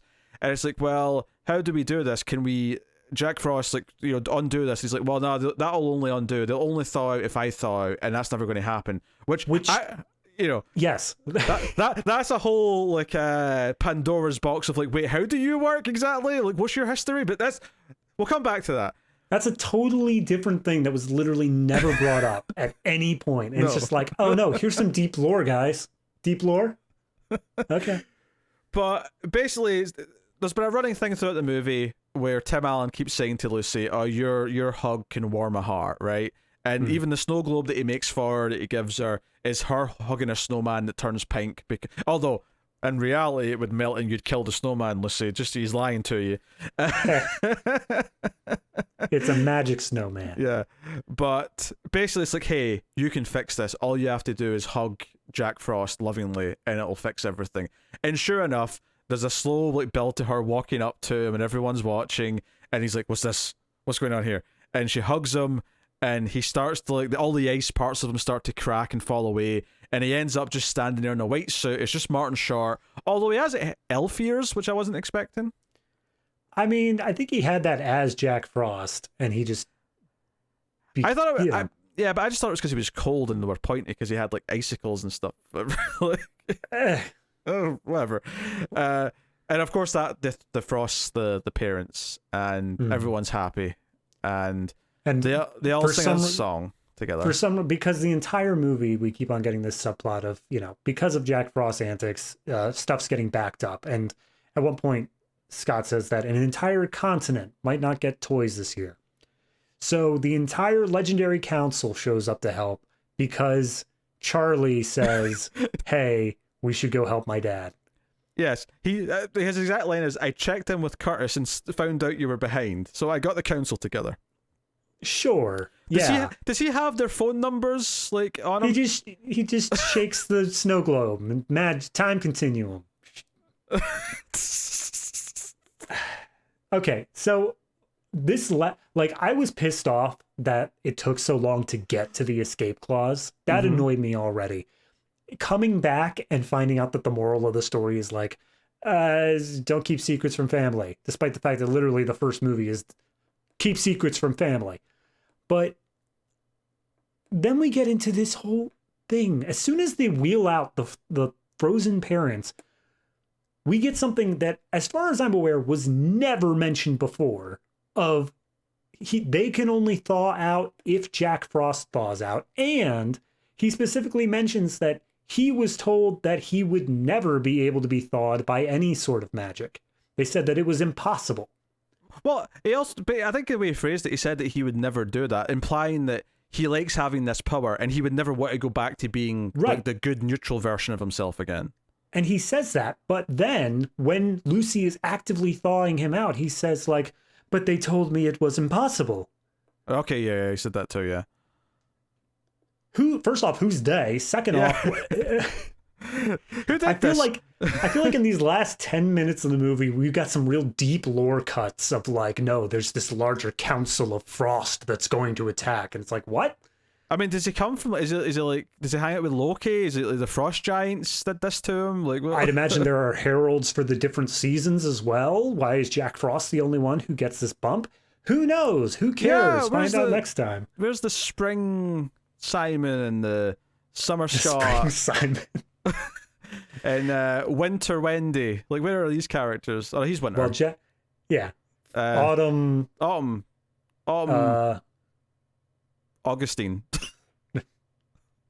I would have went for something that doesn't even alliterate, just like Autumn Bill. No, you'd have to do something because Jack Frost obviously sounds like cold, so you'd have to do something to do with leaves falling or something. So, you know, someone named Tree, Brown Tree. There you go. Perfect. But yeah, no, like this, nothing I feel like in this last little plot thing, because you said that it was also a subplot that he was telling Lucy that her hugs are magic. I remember him saying it when they gave her the snow globe. Did they say it at any other point? When he first goes to see them, when they ask to come to the North Pole, he says it when she hugs him. And then he says it, he references it again when he sees her in the alternate timeline with her dad. He sort of, he kneels down and says something referencing it. So it is brought up, I think, 3 times before the ending where he says, hey, go and use your magic. Three's the minimum. Technically 2. But yeah, I'm if they said it more, then so be it. I just missed that. But it did, because I didn't notice that, it just jumped out at me where I was like, this they held on the snow globe thing long enough that like I was forced to notice it. It definitely did, because when he sort of kneeled down, I went, oh, I get where this is going. Like I knew, because they'd set it up well enough. So yeah, it was definitely there. Even though it's like, why does she have this? Like, why is this magic literal? Like, you know, it's because Santa spent enough time with the ex-wife that her eggs became magic.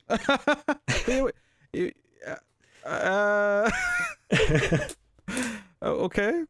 Yep, that's what I'm going with. How does that make Judge Reinhold feel that the eggs that he fertilized with his semen also have a little bit of the ex-husband in them? We can talk about it in a feelings inventory. A feelings inventory, yes. Did you like the in-laws saying that they're Father Christmas-in-law and Mother Christmas-in-law? I liked it when Father Christmas-in-law, because I felt like it was like, okay, yeah, we get it. But then when the mother-in-law had to double down on the joke and repeat the exact same line just for Mother, I'm like, yeah, that was the line you just said. I heard it then too. I give them a little leeway for the fact that they're in shock that all of this stuff is true. But from a writing standpoint, it's like, no, we didn't need to hear that twice, guys. One of the complaints many of the complaints I had about the second movie is that it set up a lot of like threads and plot lines that it didn't really do anything with. This wasn't as big as that, but there was a line earlier on where they say that the father-in-law isn't that into Christmas, and the wife kind of, hey, just because you don't like Christmas that much doesn't mean other people can't enjoy it. I thought they were going to do more of something with that where he, you know, learns to love Christmas, but he just loves Christmas at the end. There's no turn, there's no thing that makes him realize that. Because again, halfway through, the writers realized, oh wait, we did this plot. This was the entire second movie. I think what's really getting me is the fact that the in-laws plot is just recycled plots from the first 2 movies. There's nothing new being done there, unless you want to get into the thing of, okay, they're hiding the North Pole. They're making it look like Canada. And that's such a weak thing for an entire third movie of, oh, can he keep up this charade? That's a sitcom plot. That lasts for 22 minutes. You are not allowed to go longer than that by rules of media. So to just see that take up 50 minutes of this movie just seemed completely, it's just a letdown, I guess. I really wanted this to be more focused on the Jack Frost aspect, and when it wasn't, it just became more and more of a letdown with every passing minute. One of the things I just noticed here with the IMDb list up is, so the actress who plays Lucy, who's still a working actress, obviously she's an adult now, but I noticed her name was Liliana Mumy, and I was like, Mumy, as in Bill Mumy? Bill Mumy, that's his name. That's her dad. Yeah, so Bill Mumy is the kid from the original Lost in Space, and he's a major character in Babylon 5. I was like, oh shit. Yeah. There you go. There's a weird connection for you. So it looks like all she does nowadays is mostly voice acting. So oh really? Good on her. Yeah. I didn't look too. Yeah, you're right. Yeah, I didn't look too hard. Yeah. Hey, fair. If that's working for her, knock herself out. She's in other Christmas stuff in the 2000s. I guess she got a lot of Christmas work because of these 2 movies. But yeah, a lot of kids stuff, a lot of animated. You know, so whatever. But cool. I mean, I don't really have much more to say about this movie. I think we've sufficiently talked about everything that I would have liked to talk about. I just, if I'm getting into just my final sort of thoughts on this, it really does come down to, I think that this movie was two different plots, two different scripts that they finally were just like, you know what? Just throw them together. We'll stitch them together somehow. And they did their best. But it did end up being extremely lopsided in the end. I don't necessarily think it was two scripts. I think I can see this as always being what the plan was. It's just that originally the in-law stuff was meant to be some jokey stuff in Act 1 to like give them a reason for him to be distracted and get agitated enough to say the phrase. And it was supposed to be more what we would think, which is he spends a lot of time in the alternate timeline trying to fix it or realizing how bad it is and then ultimately trying to fix it. You know, whether or not he's tricked into it or not, even if he's tricked, in the context of the kids movie, I can still see that working, but you still have to spend more time like of him sort of, oh, maybe this isn't so bad, but then seeing how bad everything is and going to fix it. I think at some point, whether it was because they wanted more stuff for Martin Short to do, whether it was just because the studio or the people making the movie said, no, there has to be more hijinks, it has to be more of the fun North Pole stuff. And I think that the actual plot of the movie just kept getting condensed until it just became the quick third act plot as opposed to the actual full movie plot.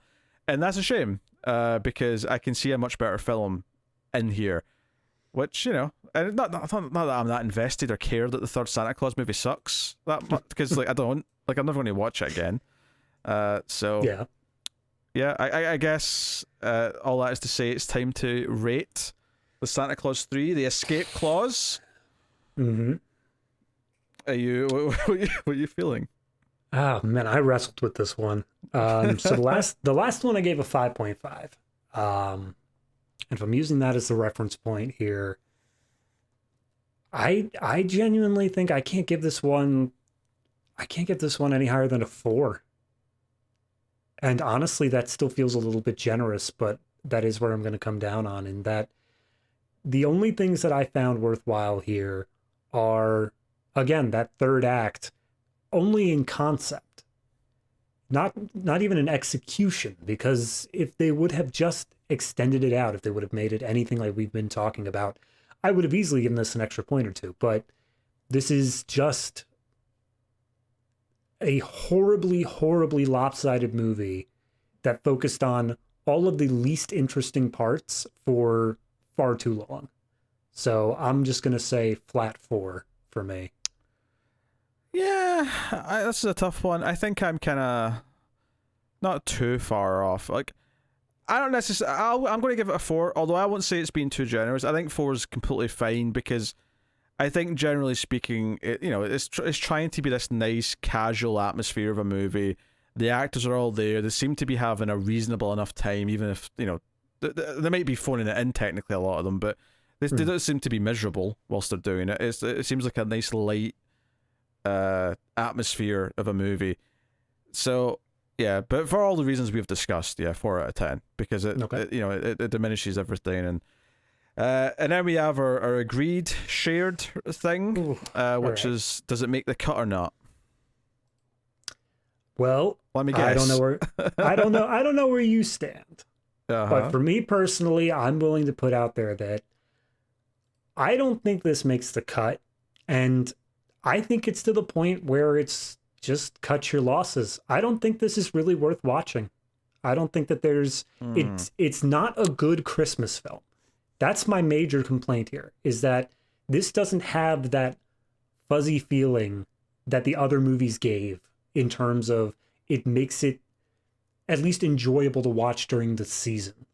This is just, no, sometimes things suck and you got to work through it. Like, that's just a general moral. It's not even enjoyable on a Christmas film level. So I'd say, it's just cut your losses. I agree, cut your losses, and it's not worth watching. Although this is making me realize that there needs to be another tier down. We need a new level, because I think this is zero level. This is not worth watching, but I think there has to be one that's avoid at all costs. And I don't think this is avoid at all costs. This is just not worth watching. Okay. Does that make sense? All right. yeah, as soon as we hit something that bad, we can throw it in there. I don't know what you call it, but cut out the memory. I don't know. I mean, I don't know, but like, I think there has to be another tier below this, because there is like a void that, like, no, seriously, this is like painful to sit through. Oh yeah, I don't think absolutely. This is in that level. This is just not worth watching. It's just not good. Yeah. So I would agree, cut your losses. So we'll think of a name for the sixth tier, which is the lowest one, which is like, you know, like I say, avoid at all costs would be the description. I don't know what because all the titles have like cut in the title, so I don't know what we would do. We'll workshop it. Yeah. You know, cut out your eyes. Maybe we call that. Oh God. Maybe that's a bit dark. I don't know. But yeah, there you go. Just briefly here before we get to like proper wrap up territory. Yes. I did watch the first episode of the Santa Clauses for review on the TV channel, so I thought I'd just, you know, chime in with what the premise of that show is. By all means. I don't remember too much about it, even though it's only been a couple of weeks, because it wasn't, you know, it wasn't that good. It wasn't terrible either. It just wasn't like so. None of the like wider cast are in it yet, but this is just the first episode, so I don't know who is going to show up after that. But it's Tim Allen, Elizabeth Mitchell, and they've got kids who are like late teens or whatever, or mid to late teens. You know what? You know, I was gonna say, because it's a son in this movie, so there's like a younger daughter who's, you know, whatever. But yeah. I think it fits time wise. Yeah. And they're kind of like bored living in the North Pole, and like it's sad that Santa always has to go away. But the main plot of the show from the first episode is that the magic's starting to fade because not enough kids believe in Santa anymore. Like his powers, like at one point he loses control of the sled. The trip's getting easier every year because the list is getting shorter and shorter. But there's a really stupid thing in the first episode where he goes to the house with a girl from the first movie, you know, the one who he's mean to at first. But right? But then he comes back at the end of the movie and she's put out the soy milk, I think it was, because he said he was lactose intolerant. He goes to that house. He's like, oh, I love going to this house. It's my favourite one every year. And he goes in and it's a full-grown woman who like starts screaming, right? And part of this is in the trailer, actually, part of this scene. Okay. And she's like screaming at him, like, what the hell are you doing? She picks up a baseball. I was like, it's me. It's like, what happened? Oh, it's been 28 years already. Like, the implication is that the adults always forget because the magic of Santa or whatever, right? That's fine, right? Because they've said that since the first movie, that when people grow up, they forget that Santa's real. That's fine. But why are you surprised? If you've been coming here every year for the past 28 years, why you've been gradually seeing this woman grow up? Like, why are you shocked at this? She very briefly was married to a Jewish man and didn't get to see him for a few years. Well, I think part of it is that she's living back with her mother or parents because like she got divorced or something, so she's like going through a rough time, and that's why she's back in her childhood home. Hold on, is she a main character? No. Like he leaves, but it's like the most memorable scene of the first episode. Okay. Gotcha. So spoilers for episode 1, because I'm just going to throw out how it ends, but obviously it's only the first episode. The episode ends with him slipping off a roof. Oh my god. So one would assume that there's going to be a transition to a new Santa. I don't think he's dead, but I would assume that we're going to have a new Santa. I mean, that's, just the plot synopsis on Disney Plus gives that, but I wasn't expecting him to do the whole fall off the roof thing. Yeah, actually, that's the other funny thing, is that when he goes into the girl's house, and then she eventually calms down and gets really like casual with them, and like, even though like, because he gives her like a present that she wanted as a kid, that it makes her go, "Oh my god, you really are Santa." I'm like, why does that keep convincing people? I don't. But basically, his magic's not working, so he won't float back up the new chimney that's appeared. So he just kind of has to awkwardly like walk over to where the door is, and she goes, "Oh, the keys are, you have to do this to unlock it." Like, she sort of gives him instructions to unlock the door. So, but what surprised me is I didn't think there'd be so many like allegories for erectile dysfunction, because that's what it feels like it's doing. It's like his magic's not working, and he's too embarrassed to tell anyone, including the doctor. Fair enough. So there you go. And that's the other odd thing about it, is there's a couple of weird little like so he's got like a meeting with like a bunch of elves where he's like talking about the naughty and nice list, and like the really kind of like, you know, the one who's really eager, right? The elf who's really eager to like get things done, is like, oh, we don't have a naughty and nice list anymore. It's we have the nice, and then we have the like the misunderstood list, and they still get presents. And Santa says something to the effect of like, oh, you like this is too, you know, it kind of felt like, oh, everyone, like, you can't, no one could be bad anymore. Everyone has to be. Is Santa going on Twitter and complaining about PC culture? Basically, that's what it came off with. And there was another line where he's talking to the doctor as well, where he complains where you used to be able to say Merry Christmas and everyone would like it. There's an implication that he's not happy that some people don't like hearing Christmas phrases anymore. You know what? Now that you're telling me this, I'm kind of glad that this third movie just kind of soured the series for me. I'm kind of happy this is where it fell off. It was only those two moments, but there was like, wait, is there a little bit of Tim Allen's politics sort of creeping in? I mean, I also get that, you know, it's the series that is quite literally what we're going to be fixing and changing over the course of it, but no, you don't do that. Don't get me wrong. Maybe the arc of the show is that by the end he does like agree with these new policies, and that's part of the journey. But it just stuck out to me so much that they were even like touching on like those ideas. Yeah, I would never have guessed that would be an episode 1 thing. No, but the main thing is the magic erectile dysfunction stuff. Yeah, clearly. Yes. Yeah. So, and the first episode's a whole year because it starts off with a Christmas and ends with a Christmas. So. Episode 1's already been through a whole year. All right. So yes, that's the brief discussion of it. That is the extent that we will be covering it. Yes. I didn't want to watch any more episodes. Honestly, I didn't even see that much more in my review. It wasn't a lot. It was like a 13-minute review, which is one of the shortest reviews I've ever done for a TV episode, because there's not a lot to say. You know, there was, you know, so. But hey, there you go. So yeah, what are we doing next time? Because this is the end of a franchise. This is the end of a season, if you will. So next season on the Collector's Cut, we'll be looking at the one that won the vote, which is 70s disaster movies. Beat out Tarantino. It beat out Jim Carrey movies. Our patrons said we want 70s disaster movies. So that's what we're going to be doing. And I can even tell you what movies we're doing because I put up a second little poll on the Patreon. Because there's enough for 2 seasons, and I said, okay, which season do you want this time? And then, you know, sometime down the line we'll choose to do the second batch, and then maybe do like a top 10 or something at the end, or, you know, whatever.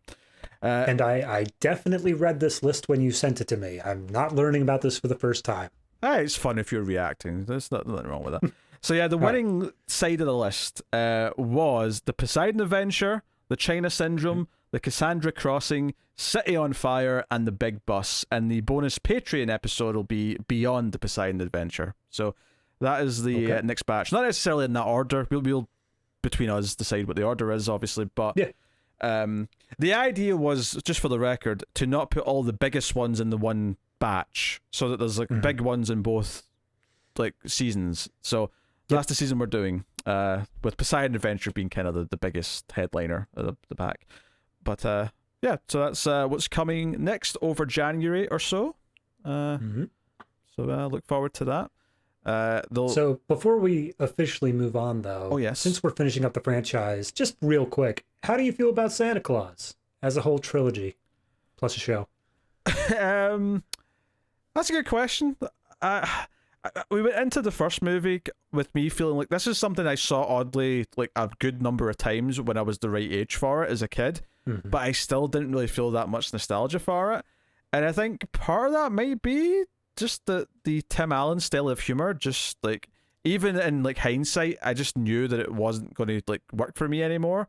So I just never felt like, you know, it's not like, I mean, I never like left Home Alone and went back to it. I always kind of knew I liked that, so I always kind of revisited it growing up anyway. But there's definitely some other movies where I watched them as a kid. I sort of like didn't see them from maybe my early teens to like my mid-20s, and then went back and watched them and went, oh my god, I'm feeling this rush of love because I've not seen this as a kid, but I did love it as a kid, and it's appealing to me again now, and I'm feeling all these warm fuzzy feelings. I didn't get that with Santa Claus. It was kind of like, okay, I remember these bits and pieces, but like I'm not like, and the sequels, like they're inoffensive by and large. Obviously 3's worse than 2. Yeah, but yeah, like honestly, I don't feel like bad or that I missed anything. When they came out, especially since, the second one came out when I was 13, the third one came out when I was 17. Like, there's no way I was going to be into, like, seeing them at the time. So. That's fair. For me personally, I think that the first 2 films, more so the first, obviously, but the first 2 films do still have a lot of heart to them. I think that they make decent Christmas films. Whether I think they're good films in their own right, not particularly, but you could say that about pretty much any holiday film. There are very few that are great films in their own right. You kind of got to view them through the lens of, like you said, the nostalgia, the things you come back to a year later, 5 years later, 10 years later, and see how they hit you then. I would say I don't feel like any of these movies really did hit me in that same sort of way, same as you. Yeah. But I do just recognize it as, the warm fuzzy feeling that the first 2 movies give of, no, there's like that whole, basically the entirety of the first movie, and then the gift-giving scene in the second movie.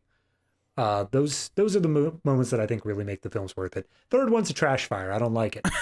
So that's my thoughts. I gave it the same rating, but I don't feel as passionate in my hatred of it. And I guess it's just because I can't muster a feeling for it. Like obviously there's other Christmas franchises that we'll definitely get to in other Decembers. I think a weird one's going to be Die Hard, because only the first 2 are Christmas movies. So maybe if we find ourselves doing like another 2 like Christmas movies, we can do like 2 Die Hard movies at the end of December and then transition into the rest of the franchise after. We'll just time it right so that Die Hard's only in the last 2 weeks of the month. Yes. Yeah. Get it on out. And then 3 onwards is in January. Yep. Yeah. But yeah. Obviously there's a lot of standalone Christmas movies that are worth doing, but this is, for whatever reason, and it wasn't because the TV show was coming out, although that was just a natural bit of synergy that happened to have just been existing. But it was a trilogy, so let's do that, and here we are. Yeah, hopefully you've enjoyed us running through this. Very different to Dirty Harry, and then 70s disaster movies is going to be different again. Although, interestingly, the one bit of through line there is that we're back to the 70s, because obviously Dirty Harry was, not all of it, but the first 3 were all 70s movies, and they felt very 70s, so it'd be interesting to see a different side of that era, and we can look into it. But yeah, that is us. So thank you very much for joining us. Of course, you can support all the content by liking, subscribing, dinging the bell for notifications on YouTube, or rating the podcast 5 stars on iTunes or wherever you get your podcast from. But if you want to support us financially and get some bonuses, you get a bonus episode every month on Patreon, patreon.com/MailFuzzTV. Anything from the $3 tier or up, you'll get the bonus episode. For this, it was Christmas with the Cranks. For Dirty Harry, we did the Gauntlet with Clint Eastwood. But he wasn't on the podcast. He was in the movie, just for the record. No, he was on the podcast. You got to pay Patreon to see it, though. So Wink. You get that. You get early access at the $5 tier, and there's bonuses for other shows that are on Mail Fuzz movies and other stuff as well. So go and have a look and see if you want to do that. Or you can use the super thanks button for a one-time donation on YouTube. Anything at all is appreciated. Every dollar counts, of course. And if you can't give money, that's okay. Don't feel bad. Just do all the other things we said. Click all the buttons and share us on social media. Whatever social media still exists by the time this gets released in December. Share us on it. So, yeah. Thank you very much for joining us. We always appreciate it. I will thank our Patreon producers as well before we go, which is one of our higher tiers. Thank you very much to Tyler Hess and the Palacios, Board Now, Christopher Moy, David Brown, Al Tribesman, and Alison M. Fordyce. Thank you to you all, and thank you to all of our patrons for keeping all the content coming. But that is the collector's cut. We're getting into a new season, so hopefully you'll join us for some disaster adventures in the next 5 weeks. So thank you once again. Keep watching movies, and I wish I'd never been Santa Claus at all. What have you done?